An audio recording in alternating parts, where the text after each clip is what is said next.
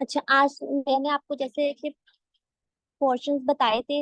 मेरा कांटेक्ट आप सबसे ही हुआ था व्हाट्सएप के ऊपर। अब मैंने आपको जब सिलेबस बताया था, मैंने बताया था कि हमारे जो पीपीएससी का वन पेपर एमसीक्यूज वाला होगा, उसके अंदर हमारे सब्जेक्ट्स होंगे जिसमें इंग्लिश आ जाएगी, उर्दू आएगी, मैथ्स आएगी, एवरीडे साइंस आएगा, पाकिस्तान अफेयर्स आएगा, करंट अफेयर्स आएगा, कंप्यूटर आएगा, इस्लामियात आएगा, और वर्ल्ड ज्योग्राफी होती है जिसमें आप नेशनल और इंटरनेशनल चीजों को देखते हो। ठीक है, वो ये सारा मिला के हमारा वन पेपर एमसीक्यूज आता है जिसको हम पेपर देते हैं। ठीक है, जिसकी हम प्रिपरेशन कर रहे हैं। तो ये मैं आपको सारे मतलब कि जो सारे पोर्शंस है, जो सारे सब्जेक्ट्स हैं, इनको कंप्लीट करवाऊंगी। आज मैं पाकिस्तान अफेयर्स का स्टार्ट कर रही हूँ। ठीक है, पाकिस्तान अफेयर्स से हम स्टार्ट करें। तो मैं आपको पाकिस्तान अफेयर्स का पहले तो कंटेंट बताती हूँ कि इसमें आपने करना क्या क्या होता है, इसका सिलेबस हमने इसको कवर कैसे करना है। सबसे पहले जब हमने पाकिस्तान अफेयर्स का सिलेबस पढ़ना है तो उससे पहले हमें पाकिस्तान का मैप का पता होना चाहिए, ताकि जब मैं कभी आपको बताऊंगी हिमालय माउंटेन्स के बारे में बताया, या पराक्रम के बारे में बताया, हिंदू कश रेंज के बारे में बताऊंगी, तो आपको पता हो कि ये कहाँ कहाँ लिंक कर रहे हैं। ठीक है, इसीलिए सबसे पहले मैप को पढ़ना, मैप हमें पता हो कि कितने हमारे साथ किस किसका बॉर्डर है, हमारी रेंजेस कहाँ कहाँ पे हैं, इसमें से कौन कौन से एमसीक्यूज आते हैं। ठीक है, इसीलिए मैप सबसे पहले होना बहुत जरूरी है। आपको मैप पाकिस्तान का जब करवा रही हूँ तो ये पाकिस्तान का मैप, उसके बाद हम वर्ल्ड मैप भी करेंगे, क्योंकि वर्ल्ड मैप में से भी हमारे क्वेश्चंस आते हैं जिनमें आ जाता है हमारा कि कैपिटल कौन सा है, या किसी की लैंग्वेज के बारे में पूछ लिया जाता है, या उसकी करेंसी के बारे में भी पूछ लिया जाता है। अब लेकिन अब ये होता है कि अब हम सारे कंट्रीज के कैपिटल याद नहीं कर सकते, ना ही इतने इंपॉर्टेंट होते हैं। हर कंट्री की करेंसी भी हम याद नहीं कर सकते। तो मैं आपको इम्पोर्टेंट कंट्रीज जो है वो बताऊंगी, जिसकी करेंसी भी याद करनी है, जिसका कैपिटल याद करने है, और जिसके लैंग्वेजेस याद करनी है, जो एमसीक्यूज पूछे जाते हैं। ये हो जाता है वर्ड। जब हम वर्ड को करेंगे तो हम इसको देखेंगे। अब क्योंकि पाकिस्तान अफेयर स्टार्ट किया तो मैं पाकिस्तान के बारे में बात करती हूँ। अब आपको स्क्रीन शेयर है, नजर आ रही है, सबको विजिबल है? जहां जिसका कोई क्वेश्चन होगा हैंड रेस कर दीजिएगा, मैं बता रिपीट कर दूंगी। अब पाकिस्तान का जो मैप शो हो रहा है स्क्रीन पे, अगर उसको हम देखा जाए, आपको आवाज क्लियर नहीं आ रही? बाकी सबको भी मेरी आवाज क्लियर नहीं आ रही, या सिर्फ तंजीला को क्लियर नहीं आ रही?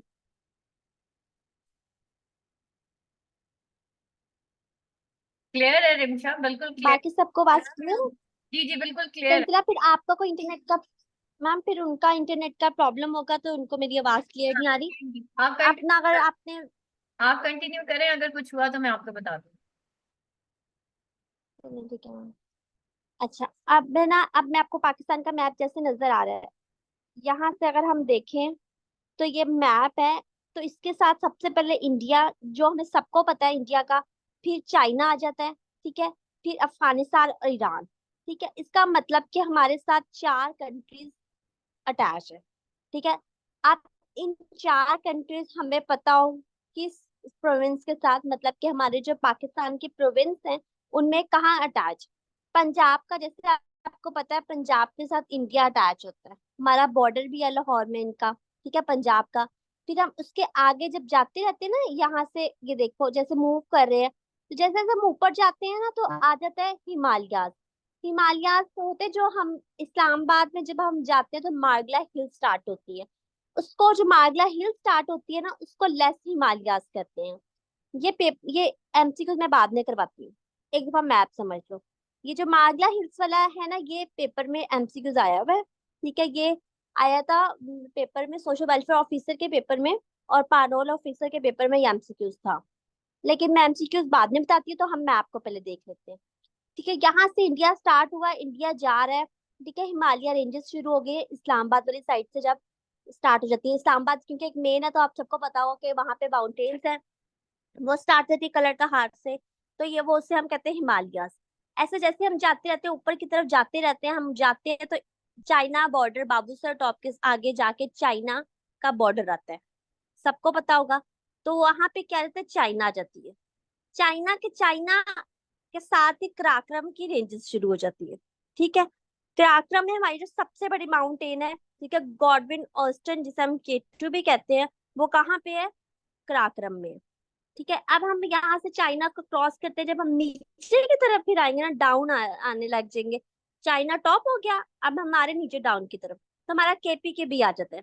KPK के साथ हमारा अफगानिस्तान आता है, जिसमें रेंजेस हमारी आती है हिंदू कुश रेंजेस। मतलब कि आपने याद रखना है कि हिंदू कुश रेंजेस जो हमारी KPK में है, वो अफगानिस्तान के साथ होती है। फिर हम आ जाएंगे नीचे। आज हम नीचे आ जाते हैं, नीचे आ जाएगा बलोचिस्तान। ठीक है। बलोचिस्तान के साथ कौन सा प्रोविंस अटैच हो रहा है? ईरान, बलोचिस्तान के साथ। अब हम नीचे और आएंगे तो आ जाएगा सिंध। अच्छा, अब देखो सिंध के साथ सी अटैच है। आप सबको पता होगा कि कराची में क्या है? सी है। उस सी को क्या कहा जाता है? अरेबियन सी कहा जाता है। अब सिंध के साथ क्या हो गया? अरेबियन सी अटैच हो गया। ठीक है। इसी तरह अब आपको ये याद आपने कैसे रखना है, ये हमारा एक कंप्लीट बाउंड्री आपको मैंने समझा दी है पाकिस्तान की। इज इट क्लियर यहाँ तक? बाउंड्री की समझ आई है? बाकी MCQs मैं बताती हूँ इसमें से कौन कौन से आते हैं।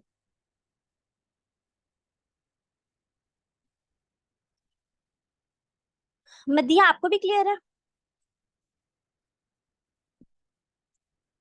ठीक है। अब इसमें से पूछा क्या जाएगा? ये तो एक है जो हम मतलब 3-4 क्लास हमें मैप समझाने लग जाते हैं, हमें पता होता है मैप, सबको पता है मैप का। लेकिन अब इसमें से आपके पेपर में क्या आएगा? सबसे पहले हमारे पेपर में ये पूछा जाता है, अरेबियन सी कितने किलोमीटर का है? ये याद रखना है, ये इंपॉर्टेंट MCQs है, अरेबियन सी।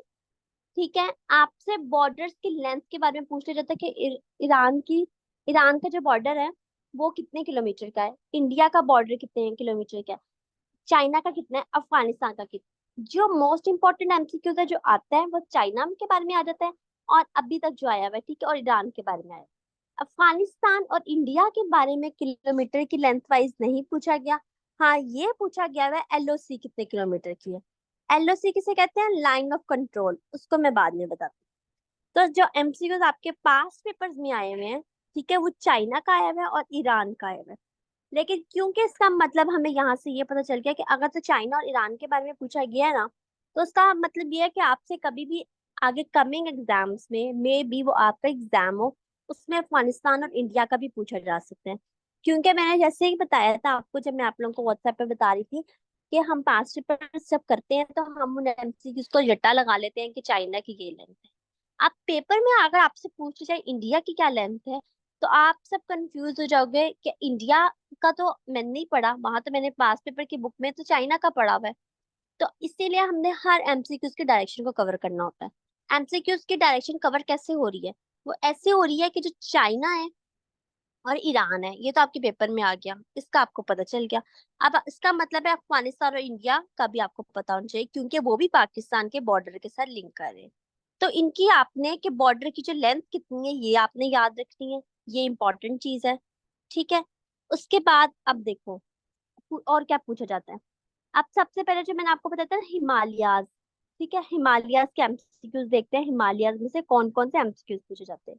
हिमालयाज में आ जाता है ये जो पीर पंजाल, टॉप हिमालयाज। अब इसमें से आपसे क्या पूछा जाएगा? नांगा पर्वत को क्या कहा जाता है? It is also called killer mountain. और इसकी हाइट कितनी है? इसकी हाइट है 8126। अब नांगा पर्वत में से ये हिमालय के MCQs आते हैं, और ये हो जाता है कि नांगा पर्वत कौन सी रेंज में फॉल करती है। आपने बताना है आपको MCQs को कवर कैसे करना है। कवर करना है, सपोज एक पेपर में आ गया कि नागा पर्वत की हाइट कितनी है, इसका मतलब है कि नागा पर्वत में से MCQs आते हैं। आपने क्या करना है, आपने नागा पर्वत की हाइट भी पढ़नी है, उसका सेकंड नेम भी पढ़ना है, वो किस रेंज में है आपको ये भी याद होना चाहिए। ठीक है। ये इसका मतलब नागा पर्वत हमारी हिमालय रेंज में है, उसकी हाइट कितनी है? 8126 मीटर उसकी हाइट है। उसको कहा क्या जाता है? उसको किलर माउंटेन कहा जाता है। अब नेक्स्ट नेक्स्ट फिर आ जाती है हमारी कराकरम रेंज। कराकरम रेंज क्या है? चाइना के साथ अटैच है, मतलब चाइना में कराकरम रेंज होती है। उसमें जो माउंटेन है हमारी सबसे बड़ी, जो हमारी टॉप माउंटेन है, लाइक हमारी पाकिस्तान की जो सबसे बड़ी माउंटेन रेंज है वो है गॉडविन ऑस्टन, जिसे क्या कहा जाता है? K2 कहा जाता है। ठीक है। K2 की हाइट कितनी है? 8611। ठीक है, फर्स्ट नंबर पे हमारी K2 आती है, सेकंड पे हमारी नागा पर्वत आती है। अब आपने याद रखना है कि K2 की हाइट कितनी है, 8611। का सेकंड नेम है गॉडविन ऑस्टिन, और इसे क्या कहते थे, K2 भी कहते हैं। और ये कहाँ पे किस रेंज में फॉल करती है, कराक्रम की रेंज में फॉल करती है। फिर अब देखो, अब इसमें से हमने एमसीक्यूज कवर कर ली। अब आ जाता है हिंदू कश रेंज। आप हिंदू कश रेंज में से कौन कौन से लाइक एमसीक्यूज कवर करने हैं, तो आपने कवर करने हैं। हिंदू कश रेंज में से एक आता है तिरछमेर, ठीक है, ये पूछ ली जाती है, सिर्फ ये पूछी जाती है कोई की हिंदू कश में तिरछमेर की हाइट कितनी है। 7708 तिरछमेर की हाइट है, और ये हिंदू कश में फॉल करती है। इससे ज्यादा इससे एमसीक्यूज नहीं पूछा जाता। ये पेपर में आ चुका है, मागला हिल्स जो है वो कहाँ पे है, कौन सी रेंज में फॉल कर रहे हैं। वहां पे हिमालय भी लिखा हुआ है, लेकिन आपने लेस हिमालय को टिक करना है। लेस हिमालय को इसलिए टिक करना है क्योंकि मागला हिल्स अभी शुरू होती है, हिमालय की तरफ जा रही है। लाइक ये देखो ना, ये हिमालय है, ठीक है, ये हिमालय है। अब आप जाओगे इस तरह, तो ये मागला हिल्स है। अब मागला हिल्स नीचे की तरफ है ना, फिर ऐसे टॉप पे जा रहे हैं, तो इसका मतलब आप लेस से अबंडेंस की तरफ जा रहे हो, मतलब कम से ज्यादा की तरफ जा रहे हो। इसलिए मार्गा हिल्स को लेस, वो मार्गला हिल्स को लेस हिमालय में कंसिडर करते हैं। इज इट क्लियर आपको, ये क्लियर? तो बस चाय और बना लिया आप। सुनो मेरी और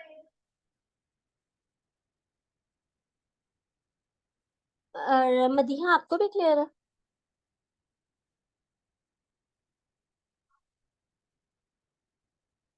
जी मदीहा, आपका क्या क्वेश्चन है?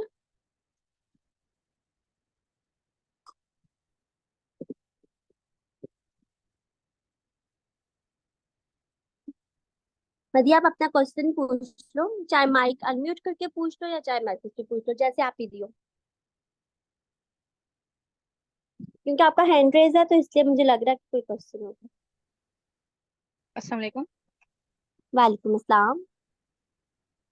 मैम। ये जो शौलक और पीर पंजल है, ये थोड़ा सा एक्सप्लेन कर दीजिए क्या चीजें हैं। ये हिमालय में लिखा हुआ है ना। अच्छा, अच्छा ठीक है। ये ना, ये माउंटेन्स मतलब कि ये बताया गया है, जो शौलक और पीपंजाल है ना, ये भी माउंटेन्स के नाम है। जैसे टॉप हिमालय में कौन सी माउंटेन, नागा पर्वत है, ये माउंटेन्स को नाम दिए गए हैं। लेकिन जैसे एक रेंज है ना, रेंज के अंदर जो माउंटेन्स है जिसको हम कहते हैं, एक नागा पर्वत आ गई, ऐसी पीर पंजाल माउंटेन्स है, ऐसे शौलक माउंटेन्स है। लेकिन क्योंकि ये पेपर में सबसे इंपॉर्टेंट जो पूछी जाएगी वो आपकी नागा पर्वत की पूछी जाती है, बाकी इतनी इंपॉर्टेंट नहीं, बाकी सब माउंटेन्स के नाम होते हैं, वो है। जैसे यहाँ पे कोहे सुलेमान, कोहे किरतार रेंज आ जाती है। अब ये रेंजेस सारी देखो ना, ये हिंदू कश रेंज है। रुको मैं एक मिनट दिखाती हूँ, एक सेकेंड।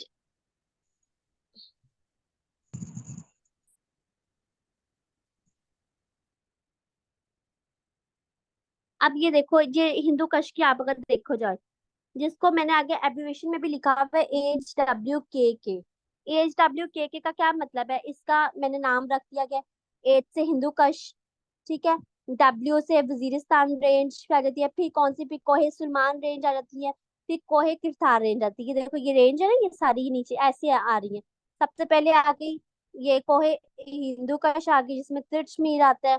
उसके बाद वजीरिस्तान की रेंजेस शुरू हो जाती हैं, जिसके अंदर यहाँ कोहे सुलेमान आ जाएगी, यहाँ किरतार आ जाएगी। ठीक है, ऐसे रेंजेस के नाम है। लेकिन जो आपसे पूछा जाएगा वो तिरछमीर की हाइट के बारे में पूछा जाता है, ये एमसीक्यूज आता है। ठीक है, ये वाला हो गया, नागा पर्वत हो गया, ये हो गया, ये।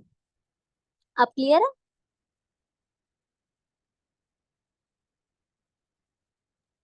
यस मैम, क्लियर है। अब आप लोगों को मैप क्लियर हो गया? अच्छा, अब देखो पाकिस्तान का अब हमने मैप पढ़ लिया, इसलिए मैंने ये थोड़ा बताया है, ताकि अगर मैं जब बात करूंगी, जब मैं स्टार्ट करने लगी हूँ पाकिस्तान की हिस्ट्री से, ठीक है, मैं पाकिस्तान का मतलब जहां से शुरू हुई थी ना डायनेस्टीज का एरा था, मैं वहां से बात शुरू करने लगी, जब मोहम्मद बिन कासिम आए थे, तो मैं वहां से समझाने लगी। लेकिन मैंने मैप सबसे पहले इसलिए करवाया ताकि आप लोगों को क्लियर हो, हम पाकिस्तान अफेयर स्टार्ट करें, हमें पाकिस्तान के बारे में पता हो। मैं यहाँ से स्टार्ट है, मतलब कि आप हम पाकिस्तान अफेयर्स लाइक मतलब एक हिस्ट्री ऑफ पाकिस्तान पढ़ने लगे कि इसमें से कौन से एमसीक्यूज आते हैं आपके पेपर। स्क्रीन विजिबल है, मैं जूम थोड़ी कर देती हूँ। आप देखो, गवर्नर थे इराक के। आपकी स्टोरी है, स्टोरी को सुनते जाओ, उस पर एमसीक्यूज बताते हैं।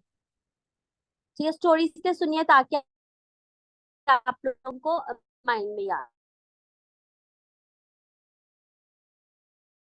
गवर्नर थे इराक के, ठीक है। उनका उनकी ना फाइट थी किससे, राजा डायर से। ठीक है, इनके साथ वो लड़ रहे थे, किस पे लड़ रहे थे, सिंध के ऊपर लड़ रहे थे। कब लड़ रहे थे, 712 में लड़ रहे थे।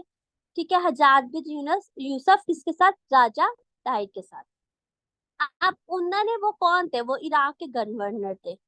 उनका, उनके नेफ्यू थे और उनका सन सन ऑफ लॉ थे, मतलब कि उनके लाइक बेटी का जो हस्बैंड होता है, सन ऑफ लॉ, ठीक है, वो थे।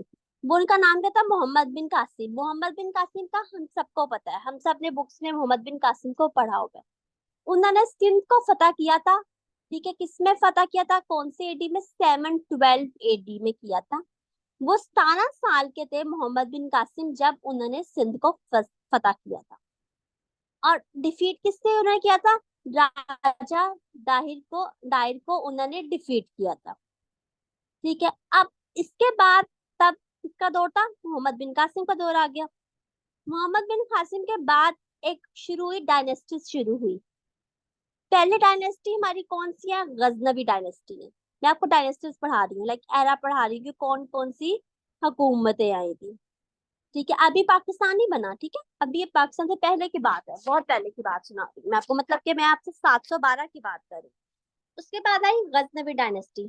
ठीक है, गजनवी डायनेस्टी किससे आई, अफगानिस्तान से आई। लाइक मतलब कि वहां से गजनी कहाँ से आना शुरू हुआ, अफगानिस्तान से शुरू हुआ। ठीक है, उन्होंने सब तब ये था ना, बड़े वो जिसे हम सब कॉन्टिनेंट कहते हैं, कि सब मिलके रहते थे, एक ही जगह पे रहते थे, इंडिया पाकिस्तान। और जो ये थे इंग्लिश लोग, मतलब कि हर लोग एक जगह पे रहते थे, जिसको हम सब कॉन्टिनेंट का नाम देते हैं। ठीक है, सब कॉन्टिनेंट में किसकी हुकूमत आ गई, गजनबी की आ गई। ठीक है, उन्होंने कहाँ पे, गजनबी जो हुकूमत आई थी वो कहाँ से आई थी, अफगानिस्तान से आई थी। उन्होंने आके क्या किया, उन्होंने आके सब कॉन्टिनेंट पे हमला किया, अटैक्स किए, वो जगह लेने के लिए। ठीक है, कितने अटैक्स किए, 17 अटैक्स किए। और उन्होंने फिर क्या किया, मतलब कि उनके डायनेस्टीज रही। उसके बाद डायनेस्टी आ गई गौरी डायनेस्टी की। ठीक है, जिसमें 3 वॉर्स हुई थी। ठीक है, पानी जिसे हम, सॉरी, 2 वॉर्स हुई थी इसके अंदर, जिसको हम कहते हैं बैटल ऑफ तारेन 1 और बैटल ऑफ तारेन 2। अब ये 2 डायनेस्टियां, एक तो होगी थी गजनवी की, एक होगी थी गौरी की। उसके बाद शुरू हो गया था टर्किश एम्पायर, जिसे हम कहते हैं वो, आपने वहां से टर्की से भी नाम सुना होगा, जिसे हम कहते हैं टर्किश की, तुर्की की जो हुकूमत आई थी। ठीक है, अर्ली टर्किश एम्पायर, ठीक है, जिसे दिल्ली सल्तनत भी कहा जाता है। उससे पहले डायनेस्टीज हुई थी 2। अब आपके पेपर में ये पूछा जाता है, ये सारे जो मेरे नजर आ रहे हैं ना आपको स्क्रीन पे, ये एमसीक्यूज हैं, आपसे इसमें से पूछा क्या जाएगा। लाइक अब देखो, आप कोई चीज लोगे, कोई मटेरियल लोगे, कोई चीज लोगे, उससे आपको नहीं पता चलेगा कि आपने इसको किस तरह से एमसीक्यूज आएगा और आपने कौन कौन से एमसीक्यूज पढ़ना है। लाइक हर डेट इंपॉर्टेंट नहीं होती, हर इवेंट इंपॉर्टेंट नहीं होता, हर अंदर जो आने वाले लोग होते हैं, लाइक जो जिसे हम कहते हैं करेक्टर, वो इम्पोर्टेंट नहीं होता। मैं सिर्फ आपको एक स्मार्ट स्टडी के थ्रू जो जो इम्पोर्टेंट इवेंट है, जो जो इम्पोर्टेंट की इवेंट डेट है और जो जो करेक्टर याद करने वाले वो दिखा। अब आपके पेपर में आ जाता है, जब मैंने इंटरव्यू दिया था लेक्चरर का, तो उसके अंदर मेरे से पूछा गया था, मोहम्मद बिन कासिम सिंध फतह करने के बाद कहाँ पे गए थे। तो आपको ये पता होना चाहिए, दे वेंट टू मुल्तान। मतलब उन्होंने सिंध को जब फतह किया था, उसके बाद वो चले गए थे मुल्तान। ठीक है, उन्होंने सिंध फतह करने के बाद मुल्तान चले गए थे। तो इसमें से एमसीक्यूज आता है कि मोहम्मद बिन कासिम ने सिंध फतह कब किया था। आपको याद होना चाहिए, मोहम्मद बिन कासिम ने सिंध फतह किया था 712 AD में। एक एमसीक्यूज ये पूछा जाएगा। एक पूछा जाएगा उन्होंने डिफीट किसे किया था, राजा डायर को डिफीट किया था। कितने साल के थे, 17 ईयर्स के थे। कहाँ गए थे, मुल्तान गए थे। ये आपकी पेपर में एमसीक्यूज आएगा मोहम्मद बिन कासिम से रिलेटेड। उसके बाद हो जाती है गजनवी डायनेस्टी आ गई। गजनवी डायनेस्टी में से पूछा जाता है कितने अटैक्स किए थे, बस 70 अटैक्स किए थे, और नहीं पूछा जाएगा। उसके बाद आता है गौरी डायनेस्टी। इसकी में ये दो वॉर्स है, इनके बारे में पूछ लिया जाएगा। ठीक है, आपके जो दो वॉर्स है, ये जो बैटल ऑफ तरेन 1 और बैटल ऑफ तरेन 2, एक वॉर हुई थी 1191 में, एक वॉर हुई थी 1192 में। इनकी डेट्स भी याद रखनी है। और इन्होंने डिफीट किसे किया था? पहली वॉर में पृथ्वी को डिफीट किया था, दूसरी वॉर में इन्होंने गौरी को डिफीट किया था। आपको ये बैटल्स का पता होना चाहिए, इनकी डेट्स याद रखनी है और डिफीट इन्होंने किससे किया था। यहाँ तक क्लियर है?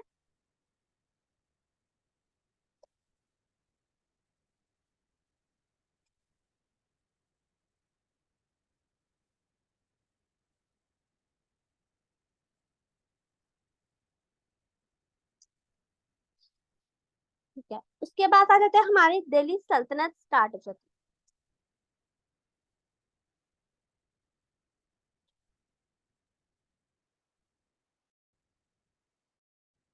अल्बेरोनी, हमें पता है ना हमारे साइंटिस्ट अल्बेरोनी का नाम, आपने नाम सुना होगा ना। ये पता है क्या, ये जो मैंने ऐसे मैं आपको जो नहीं बताऊंगी ना, उसका मतलब पता है क्या, ये मेरे अपने नोट्स है, तो मैं कभी कभी कोई चीज जो मुझे इधर उधर से नजर आती है मैं लिख लेती हूँ। मैंने अब तक एमसीक्यूज ये पढ़ा नहीं अल्बेरूनी वाला, लेकिन मैंने वैसे अपनी इंफॉर्मेशन के लिए लिखा है, वो मैं आपको बताती हूँ कि जो अल्बेरूनी है ना, वो गजनवी डायनेस्टी में से थे। ठीक है, उन्होंने कंपनी दी थी, उन्होंने उनका साथ दिया था, किसका? गजनवी। आप आती है टर्किश के, मतलब कि वो तुर्की की वो जो हुकूमत आ जाती है ना, वो आ जाती है, जिसे हम दिल्ली सल्तनत भी कहते हैं। दिल्ली सल्तनत का टाइम पीरियड क्या था? 1206 से लेके इन्होंने 1526 तक इन्होंने हुकूमत की थी। ठीक है, अब इनकी मैंने एक हिंट के लिए रखा हुआ है SKTSL। इसका मतलब क्या है? मैंने डायनेस्टीज के जो पहले पहले वर्ड थे ना, उनकी एब्रिविएशन बना के रखी है ताकि हमें याद हो कौन कौन सी डायनेस्टीज आई थी। ये हिंट के तौर पे है। अब सबसे पहले जो टर्किश की डायनेस्टी आई थी स्लेव डायनेस्टी। उसे क्या कहते हैं? स्लेव डायनेस्टी कहते हैं। स्लेव डायनेस्टी कितनी देर रूल किया था? 84 ईयर्स स्लेव डायनेस्टी ने रूल किया था। ठीक है, मतलब जो दिल्ली सल्तनत थी, उसमें जो पहली सल्तनत आई थी वो स्लेव की आई थी, डायनेस्टी स्लेव की आई थी, और उन्होंने वहां पे आके 84 ईयर्स हुकूमत की थी। इसकी सल्तनत मतलब इसको बनाया किस तरह, ये डायनेस्टी शुरू किसने की थी? इसको शुरू की थी कुतुबुद्दीन ने। कुतुबुद्दीन ने शुरू की थी, और ये पहले मुसलमान, मतलब कि इंडिया में पहली मुस्लिम डायनेस्टी थी। क्योंकि कुतुबुद्दीन मुसलमान थे, इसलिए उन्होंने पहली डायनेस्टी बनाई थी, फर्स्ट मुस्लिम डायनेस्टी थी, जिसने इंडिया में रूल किया था। और उसके रूल के जो फाउंडर थे वो थे कुतुबुद्दीन। और ये फर्स्ट हुए थे किससे? गेम से, पोलो से। अब इसमें आपका एमसीक्यू ज्यादातर पूछा जाता है कि कुतुबुद्दीन आए किससे हुए थे। Qutbuddin died by polo death, polo. इसमें आ जाते हैं नेचुरल डेथ का भी एक एमसीक्यू आता है, स्क्वैश का आता है, लाइक होता है कि from which disease Qutubuddin died. पहला एमसीक्यू जो होगा पोलो, सेकंड हो सकता है नेचुरल डेथ हो, तीसरा होता है स्क्वैश होता है, और चौथा डेथ होती है। चार गेम्स आएंगे, आपने पोलो को टिक करना है। फिर उसके बाद इसमें आ जाती है जो स्लेव की डायनेस्टी चल रही है, उसके अंदर आ जाती है रजिया, रजिया सुल्तान, सुल्ताना, जिसका आपने बहुत नाम सुना होगा। पहली मुस्लिम रूलर थी सब कॉन्टिनेंट में, मतलब कि फर्स्ट वुमेन रूलर थी किसने? सब कॉन्टिनेंट में। ठीक है, इनके हस्बैंड नाम था अल्तुनिया। ठीक है, इनके हस्बैंड का नाम था अल्तुनिया। स्पाई सिस्टम पता है? स्पाई सिस्टम, ठीक है, वो जो से स्पाई सिस्टम लाइक जासूसी वाला जो सिस्टम होता है, वो किसने इंट्रोड्यूस करवाया? कुतुबुद्दीन ने इंट्रोड्यूस करवाया। पूछा क्या जाएगा आपसे कि पहली मुस्लिम रूलर कौन थी सब कॉन्टिनेंट में, तो आपको पता होना चाहिए पहली मुस्लिम लीडर रज़िया सुल्ताना थी। ठीक है, उनके हस्बैंड का नाम पूछा गया था, तो आपको पता होना चाहिए मलिक अल्तुनिया उनके हस्बैंड का नेम था। नेक्स्ट आ जाती है खिलजी डायनेस्टी। इसके फाउंडर कौन थे? इसके फाउंडर थे जलाउद्दीन खिलजी। ये सबसे छोटी डायनेस्टी मानी जाती है। जैसे इसने 84 ईयर्स रूल किया था, इसने भी काफी देर रूल की थी। ठीक है, और सबसे थोड़ा टाइम जिसने रूल किया था वो शॉर्टेस्ट डायनेस्टी किसकी थी? खिलजी डायनेस्टी की। इन्होंने अचीवमेंट क्या की थी? इनकी कम टाइम में इन्होंने बहुत सी अचीवमेंट की थी, जिसमें इन्होंने कैश का सिस्टम इंट्रोड्यूस किया था, जैसे कि पैसे का सिस्टम इंट्रोड्यूस करवाया था। इन्होंने मिलिट्री जो होती है ना, आर्मी जो होती है, उसको बहुत स्ट्रॉन्ग किया था। ठीक है, इन्होंने फाइनेंस और डिफेंस का सिस्टम लाए थे और टैक्स लगाया था एग्रीकल्चर सिस्टम पे। पूछा क्या जाएगा, ये वैसे अचीवमेंट है for your information for the help of in your interview. ठीक है, लेकिन पूछा जाएगा कि डायनेस्टी, सबसे शॉर्टेस्ट डायनेस्टी कौन सी है, तो सबसे शॉर्टेस्ट डायनेस्टी खिलजी डायनेस्टी है। यहाँ तक क्लियर है?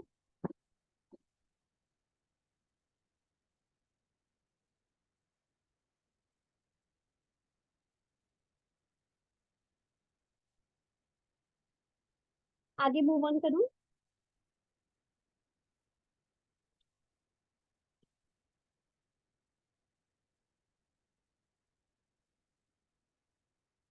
या आपको नोट्स मिलते हैं तो फिर आपके लोगों के लिए ना इजी हो जाएगा इसको क्या करना।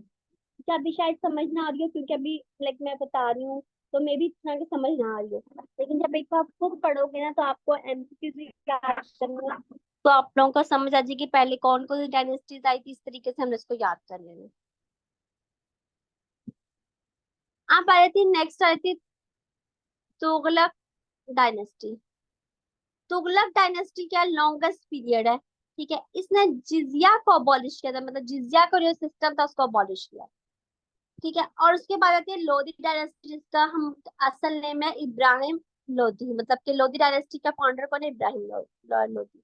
ये हमसे इसमें से पूछा नहीं जाएगा, ये फॉर द इंफॉर्मेशन है कि जो दिल्ली सल्तनत है वो कैसे कैसे आई है। आप आ जाते हैं मुगल एम्पायर शुरू हो गई यहाँ। मुगल एम्पायर के टोटल कितने आए थे, 17 आए थे। इसको याद ऐसे करना है, be happy always, just some areas to cover. ठीक है, तो बी का मतलब कि पहली आई थी बाबर की, इसके बाद आ गई थी हुमायूं की, उसके बाद किसकी आती है, उसके बाद आती है ए से क्या बनता है, ए से बन गया अकबर की, फिर आ जाता है जस्ट जस्ट में आ जाते हैं जहांगीर की, फिर शाहजहां, फिर औरंगजेब, इनकी डायनेस्टीज आई थी। मतलब कि टोटल एम्पायर्स जो आई थी मुगल में, डायनेस्टीज जो आई थी जिन्होंने हुकूमत की थी, वो टोटल 17। अब मुगल एम्पायर में सबसे पहले जो हुई थी ना, जंगे हुई थी, पानीपत वॉर हुई थी। बहुत बहुत इंपॉर्टेंट वॉर्स हैं, बहुत पूछी जाती है पेपर में। ठीक है, आपने याद रखना है इनकी डेट्स भी, और इनमें किसके दरमियान लड़ाई हुई थी, कौन जीता था, कौन डिफीट किया था। पहली बैटल पानीपत की हुई थी 1526 में। नेक्स्ट पानीपत की जो बैटल हुई थी 1556 में। थर्ड हुई थी 1761 में। पहली किसके दरमियान हुई थी, इब्राहिम लोदी के दरमियान और बाबर के दरमियान। जाहिर है लास्ट वाली डायनेस्टी किसकी थी, इब्राहिम की थी। इब्राहिम और बाबर के दरमियान लड़ाई हुई तो कौन जीता, बाबर जीत गया। अब बाबर के बाद हम हिमू आ जाता है, हिमू ने जब लड़ाई की तो वो कौन जीता, अकबर की सल्तनत आई थी, अकबर था। फिर मार्था और अहमद शाह में वो हुई थी जिस थर्ड बैटल ऑफ पानीपत, उसमें कौन जीता, अहमद शाह जीता था। तो आपने इनके टाइम पीरियड याद रखना है कब कब हुई थी, और ये याद रखना है कि इनके दरमियान थी कौन विन हुआ था। ये बहुत इंपॉर्टेंट है, बहुत इंपॉर्टेंट। ठीक है, पानीपत की वॉर बहुत इंपॉर्टेंट है। पाकिस्तान अफेयर्स में से 10 एमसीक्यूज आएंगे आपके पेपर में। पूछा जाते हैं प्री पार्टीशन से, पूछा जाते हैं पोस्ट पार्टीशन से, और पूछा जाते हैं जो करंट होगा पाकिस्तान का सिनेरियो। तो जो प्री एमसीक्यूज बता रही हूँ उसको अच्छे से याद कर लेना, इंशाल्लाह ताला इसमें से ही कवर हो जाएंगे एमसीक्यूज। आप जब मुगल के एम्पायर आई तो सबसे पहली एम्पायर आ जाती है बाबर की। बाबर का पूरा नाम क्या है, जाहिरुद्दीन बाबर उसका पूरा नेम है। जाहिर है वो बैटल ऑफ पानीपत में थी, बैटल ऑफ पानीपत में उन्होंने डिफीट किसे किया था, इब्राहिम लोदी को किया था। इसके फाउंडर कौन थे, इसको मुगल एम्पायर कहा जाता है, इसलिए इसके फाउंडर भी कौन है, मुगल है। ठीक है, इसमें जो टॉम है ना बाबर का, जो मकबरा है वो काबुल में है। ठीक है, इसके जो नाम का मतलब है वो है लाइन। इनके मदर का नाम है कतलक निगार, और ये मंगोलिया से थी। ठीक है, इसका ऑटोबायोग्राफी जो है वो है तुस्खे बाबर। अब बाबर में से आपने एमसीक्यूज को याद कौन कौन से रखने हैं। सबसे पहले आपको बाबर का पता हो कि बाबर के टाइम पे कौन सी वॉर हुई है, पानीपत की वॉर हुई है, जिसमें उन्होंने डिफीट किया इब्राहिम लोदी को। उनका मकबरा कहाँ पे है? काबुल में है। और उनकी ऑटोबायोग्राफी का क्या नाम है? तो उसका है बाबर। बाबर में से एमसीक्यू पूछा जाएगा। नेक्स्ट आता है हुमायूं। हुमायूं ने 2 दफा हुकूमत किया, मतलब कि 2 रीजन्स में उसने हुकूमत की है। ठीक है। एक की हुई है 1530 से लेके 1540 तक रहे। उसके बाद 1555 में आए और 1556 तक रहे। इनकी वाइफ का नाम था हमीदा बानो। ये गिरे कैसे थे? By falling from stairs. ये बहुत इंपॉर्टेंट है कि हुमायूं की डेथ कैसे हुई थी। एक कुतुबुद्दीन की डेथ कैसे हुई थी, और एक हुमायूं ये कैसे कहते हैं, हुमायूं की डेथ कैसे हुई थी, ये पूछा जाता है। ठीक है। उसके बाद आ रही थी सिस्टर, जिसे कहा जाता है गुलबख बेगम। उनकी सिस्टर का था, उन्होंने एक बुक लिखी थी हुमायूं के नाम से। ठीक है। आपने याद रखना है इसमें कि उनकी सिस्टर वो डेथ किससे हुई है और उनकी वाइफ का नाम क्या है। और हुमायूं में से एमसीक्यूज नहीं आता। उसके बाद आ जाते हैं, नेक्स्ट आ जाएगी शेर शाह सूरी की हुकूमत। ठीक है। शेर शाह सूरी की हुकूमत आ जाएगी, जिसमें वॉर्स होती है, वॉल्स ऑफ चुनसा। ठीक है। और बैटल ऑफ खाना खानवाज। ठीक है। ये हुमायूं के अगेंस्ट हुई थी एंड गॉड, उसमें क्या था, हुमायूं हार गया था। रियल नेम इसका है फरीद खान है। अच्छा, आप ये देखो, जीटी रोड का पता है सबको? जीटी रोड हमारे पाकिस्तान में जीटी रोड है, जो शुरू हो जाता है काला शिकागो से आगे, मतलब ये जो है गुजरांवाले से जो गुजरता है, जीटी रोड जाते हैं आगे, पिशावर से भी आगे जाता है जीटी रोड का, आप सबको पता होगा। ये किसने स्टैब्लिश किया था? जीटी रोड जो बनाया था वो शेर शाह सूरी ने बनाया था। इसे याद रखना है कि जो जीटी रोड है इसकी स्टैब्लिशमेंट की थी शेर शाह सूरी ने। इसने यहाँ आके पुलिस का सिस्टम इंट्रोड्यूस करवाया था। इसने इसने स्कूल, हॉस्पिटल, स्कूल्स का सिस्टम इंट्रोड्यूस करवाया था। तो इसमें जो इसके अचीवमेंट्स का आपको पता होना चाहिए। ठीक है। इंफॉर्मेशन के लिए पता होना चाहिए, मे भी पूछा जाए मे भी ना पूछा जाए, लेकिन आपको ये वैसे भी पता होना चाहिए। यहाँ तक क्लियर है?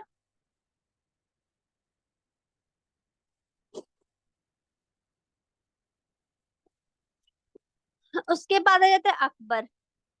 अकबर क्या थे? अकबर एक सक्सेसफुल एम्पायर थे, मतलब के बहुत, लाइक उनके पास बहुत सक्सेस थी। उनकी वाइफ का नाम है जोधाबाई। वो एक हिंदू लेडी थी। अच्छा, इन्होंने ना एक सिस्टम इंट्रोड्यूस करवाया था, दीन इलाही। बड़ा पूछ जाता है, बहुत ज्यादा। पारोल का पेपर में कल ही पढ़ी थी, उसके पेपर में भी आया हुआ। बहुत ज्यादा पूछा जाता है कि दीन इलाही इंट्रोड्यूस किसने करवाया था और दीन इलाही को रिजेक्ट किसने किया था, मतलब अगेंस्ट इसके कौन किया था। बहुत बहुत इंपॉर्टेंट है कि रट लो। दीन इलाही को एक्सेप्ट किसने किया था और रिजेक्ट किसने किया था, इंतहा इंपॉर्टेंट है। इसको इंट्रोड्यूस करवाया था अकबर ने। ठीक है। इंट्रोड्यूस करवाया था अकबर ने, और इसको रिजेक्ट किसने किया था? शेख अहमद सिरिंदी ने इसको रिजेक्ट किया था, मतलब वो इसके अगेंस्ट गए थे। ठीक है। इस अब इसके एरा में सेकंड बैटल ऑफ जो पानीपत हुई है ना, वो इसमें हुई है अकबर के दौर में हुई है। इन्होंने क्या किया? इन्होंने इंट्रोड्यूस करवाया, रेवेन्यू सिस्टम इंट्रोड्यूस करवाया। और जो क्वीन एलिजाबेथ है ना, जिसका नाम आप सुनते हैं, क्वीन एलिजाबेथ का सबने सबको पता होगा, वो भी इसी एरा की है, मतलब कि यहाँ से शुरू है। उसके बाद आता है जहांगीर। जहांगीर को क्या कहते हैं? शेखू बाबा भी कहा जाता है और सलीम भी कहा जाता है। इनका जिस हम कहते हैं ना, हमें पता है लाहौर में एक मकबरा है ना, उन्होंने अपने मकबरा, इनका जहांगीर का मकबरा हम सब ने सुना होगा। ठीक है। उनका वहां पे मकबरा है जहांगीर का, मकबरे के अंदर। ठीक है। उन्होंने वाइफ अपने नूर जहां बेगम के लिए, उनके अपनी वाइफ के लिए, अपनी बीवी के लिए वो मकबरा बनवाया था। उस मकबरा को जहांगीर का मकबरा कहा जाता है। और वो लाहौर के अंदर है, और उसकी उनने किसके लिए बनाया था? अपनी बीवी के लिए बनाया था, जिसको कहते थे नूर जहां। और नूर जहां का असल नाम मेहरुनिसा था। अब आता है शाहजहां। शाहजहां पीकॉक थॉर्न था, मतलब के वो एक तख्त था जिसपे ये लोग बैठते थे। पीकॉक का मतलब ऐसा है कि ना, पीकॉक मतलब के जिस तरह वो जो मोर होता है उस तरीके का एक तख्त था। ठीक है। वहां इस दौर में चोरी हुआ था वो तख्त। उन्होंने ताजमहल किसने बनवाया था? शाहजहां ने बनवाया था। शालीमार गार्डन बनवाया था शाहजहां ने। ये पेपर में पूछा जाएगा कि ताजमहल जो है और शालीमार गार्डन है, वो किस एरा के हैं, किस डायनेस्टी के हैं, तो आपने बताना है वो शाहजहां के दौर के। ठीक है, दिल्ली में इन्होंने रेड फोर्ट ऑफ दिल्ली बनवाया था, लाल किला भी इन्होंने बनवाया था, एक मोती मस्जिद है, ठीक है, जिसे हम चबुर्जी भी कहते हैं, ठीक है, वो भी इन्होंने शाहजहां की हुई थी। शाहजहां की दो बेटियां थी, एक थी जहां आरा और एक थी रोशन आरा। ठीक है, और वेस्को दा गामा है ना, वेस्को दा गामा जो लाइक आपको पता होगा एक ट्रैवलर थे। ठीक है, उन्होंने एक सी मैन थे, लाइक एक ट्रैवलर थे, पुर्तगाल में वो थे, उसको वेस्को दा गामा कहते हैं, वो भी सैरा करते। उसके बाद लास्ट था औरंगजेब। ये क्या है, लास्ट एम्प्लॉयर थे किसके, मुगल के। और इसने एस्टैब्लिश की बादशाही मस्जिद किसने बनवाई थी, औरंगजेब ने बनवाई थी। और इसको जिंदा पीर भी कहा जाता है। अब इसमें तो याद रखना है कि औरंगजेब ने क्या बनवाई है, शाहजहां ने क्या बनवाया है, जहांगीर ने क्या बनवाया है। ये तीन चीजें याद रखनी है, किसने क्या क्या बनवाया है। अकबर ने तीन इलाही इंट्रोड्यूस करवाया था, जिसको रिजेक्ट किया था, जिसके अगेंस्ट किए थे शेख अहमद सिरंदी।